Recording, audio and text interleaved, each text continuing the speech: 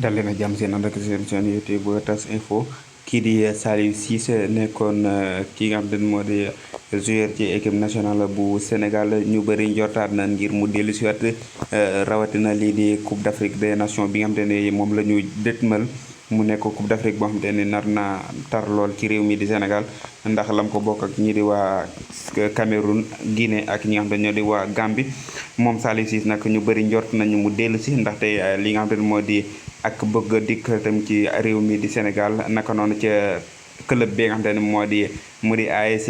Jaraaf bu Ndakaaru foofee fa la nar a daal di dem signé fa contrat ngir mën a daal di bokk ci élection ci li nga xam te ne moo di match yi nga xam te ne moom la ñu jëm ndaxte kii di Aliou Cissé critère ba mu tegoon moo di